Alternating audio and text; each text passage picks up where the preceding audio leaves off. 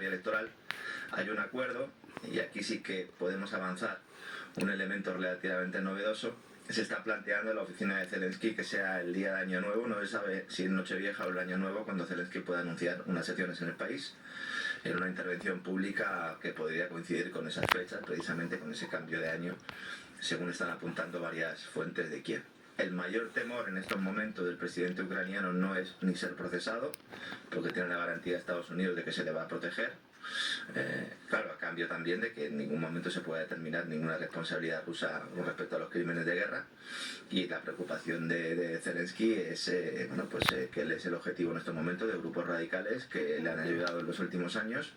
a presionar en los territorios del Donbass y que le han amenazado de muerte si cede un ápice en esos territorios en el acuerdo de paz. Por lo tanto, aunque parezca una paradoja, y esto es uno de los elementos de política internacional que no dejan de ser una paradoja, Zelensky confía en que sea Putin quien tumbe el acuerdo. El Zelensky confía ahora mismo en Putin, está en manos de Putin, porque si Putin rechaza la propuesta norteamericana, pues él puede salir del atolladero, puede convocar elecciones sin haber asumido él esa cesión territorial, y de hecho se puede ir pues a disfrutar de su dinero, a disfrutar de sus propiedades. De hecho, el ruso, Putin, ha dejado claro que no tiene ninguna prisa por firmar un acuerdo y que va a conseguir por la fuerza lo que no logre en los despachos. Entonces veremos, sobre todo mañana tendremos, yo creo, noticias sobre el tono del encuentro de Witkoff. Más que las conclusiones, el tono sería importante, pero lo más probable es que se queden muchas cosas en el aire, y como te digo, yo creo que nos iremos de vacaciones o estaremos en Navidad pendientes todavía de esta cuestión que nos habrá cerrado del todo. Winter is coming, se acerca el invierno y continúa esa ofensiva, ¿no?, contra las infraestructuras energéticas de Ucrania, y en un momento en el que parece que la Unión Europea, bueno, pues ya ha advertido muchas veces esta cuestión, el peligro de la población civil por esas infraestructuras energéticas que parece que está sitiando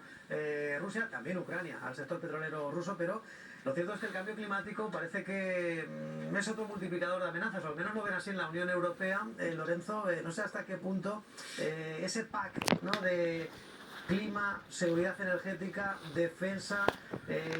hasta qué punto se puede utilizar ese paraguas, ¿no?, o esa estrategia para militarizarse bajo la estrategia de la lucha contra el clima. Al final la cuestión de la denominada emergencia climática es una base que es perfecta y que la sacas siempre que te quedas prácticamente sin argumentos, o cuando ves que algunas de tus líneas principales no van a salir adelante, entonces sacas la carta de la emergencia climática como si fuera prácticamente un comodín, ¿no? A ver, hay que tener muy claro que con independencia de lo que pase en Ucrania, los gobiernos de la Unión Europea no van a renunciar a utilizar la amenaza bélica del vecino ruso para justificar el aumento del gasto y la deuda pública. El objetivo es aumentar el gasto y la deuda pública para tapar las vergüenzas económicas, para realizar rescates encubiertos de grandes sectores, de grandes corporaciones, y lo que quieren es sumar a esta denominada emergencia climática como un factor clave para impulsar la militarización, tanto en el ámbito de los desembolsos para comprar armamento, como también para movilizar a la población, ¿no?, en esa idea que se está extendiendo en todos los propios países de la Unión Europea de recuperar el servicio militar a aquellos que lo eliminaron, ¿no?, de sus legislaciones, o de modificar los que están ya en marcha. En Suiza, noticia en las últimas horas, porque al menos le han preguntado a sus ciudadanos qué es lo que quieren, y han celebrado un referéndum, y allí pues ha ganado el no para cambiar el actual servicio militar del país, obligatorio para los hombres, por otro en el que también fueran convocadas las mujeres y que incluyera labores fuera de la seguridad tradicional, entre las que se menciona expresamente ese concepto de la protección climática. Ese es un concepto que vamos a escuchar a partir de ahora. Ya no es emergencia climática, sino protección climática, es protegerte frente al clima.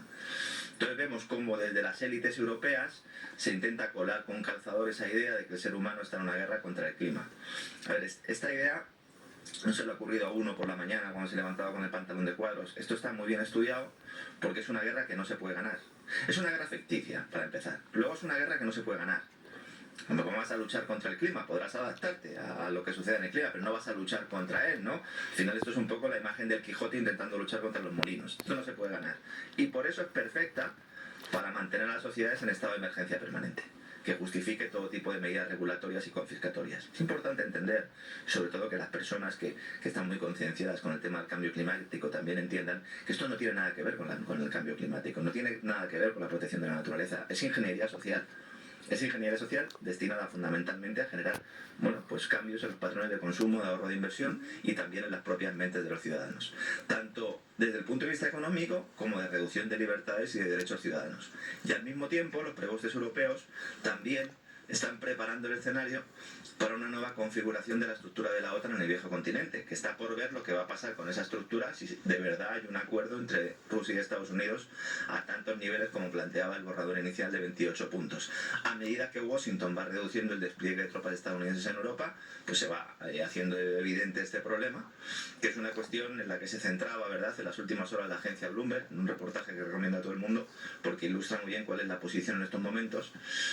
La agencia destacaba que hay limitaciones europeas en esta materia, esto es evidente,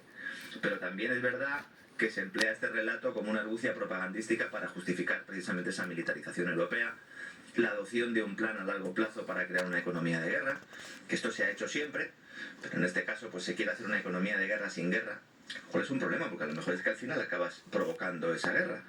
que sirva como excusa para intentar mantener un crecimiento económico artificial, que es una forma que, como te digo, es tan vieja como errónea.